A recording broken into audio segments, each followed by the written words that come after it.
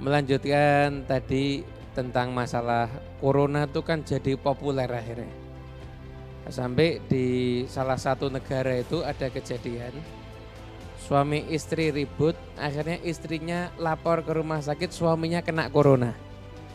Padahal sehat-sehat saja akhirnya suaminya diisolasi. Jadi saya takut nge-share berita ini agar takut jangan sampai ibu-ibu ada yang niru gitu loh. Hadirin yang dimuliakan Allah Subhanahu wa taala, enggak ada jalan apapun juga kecuali kita harus meningkatkan iman kepada Allah Subhanahu wa taala.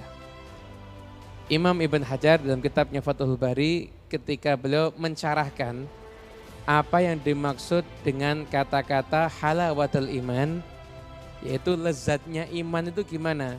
Beliau memberikan keterangan yaitu iltizadul akli, yaitu ketika akal kita itu merasakan kenikmatan dengan mengenal Allah Subhanahu wa taala sebagai satu-satunya zat yang paling berkuasa, yang menciptakan segalanya, yang maha pengasih dan maha penyayang, maka di situ akan muncul halawatul iman, yaitu manisnya orang merasakan iman. Jadi ada proses belajarnya dulu.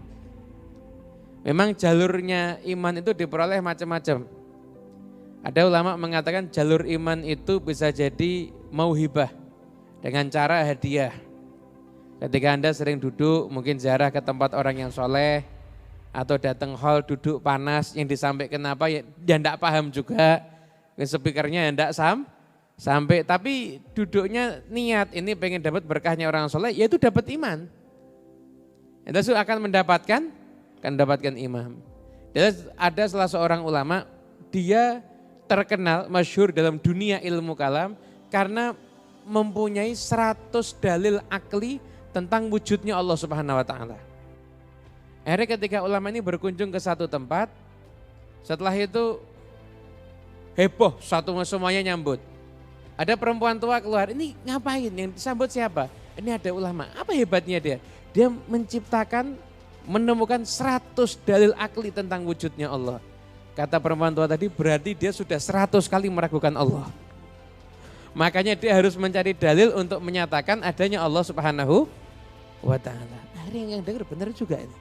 Disampaikan sama ulama tadi doa, ya Rabbi Allah, berikanlah saya iman seperti imannya perempuan tua tadi itu. Namun ada iman yang diperoleh itu setelah kita belajar. Dengarkan kajian, disadarkan yang berkuasa itu hanyalah Allah, mau virus, mau penyakit apapun itu tidak bisa mendatangkan hidup dan mati. Nah itu akhirnya akan menimbulkan iman. Ada jalurnya itu jalur pemberian, ada jalurnya itu dengan usaha, yaitu dengan cari ilmu. Semoga duduknya kita di sini adalah bentuk usaha kita untuk meningkatkan keimanan kita kepada Allah.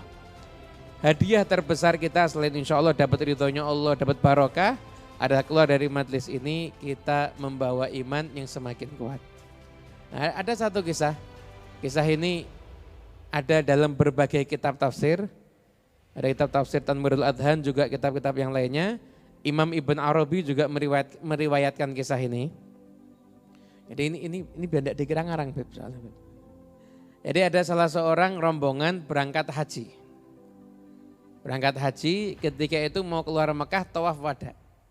Lah di antara satu rombongan ini ada orang yang super polos. Itu kadang-kadang ditanya susah jawabnya. Polos sama bodoh itu bedanya gimana, Beb? Ya, saya pokoknya bedanya tipis gitu aja dah. Yang satu tipe halus, yang satu tipe agak kasar. Nah, akhirnya orang ini agak polos, dikerjain sama teman-temannya. Dia mungkin datangnya agak akhir, tanya, kamu mau ngapain? Mau tawaf wada? Udah dapat kertas apa belum? Kertas apa? Kertas sertifikat bebas dari neraka. Loh, polos ini orangnya. Semuanya dapat? Dapat. Kamu udah dapat? Enggak.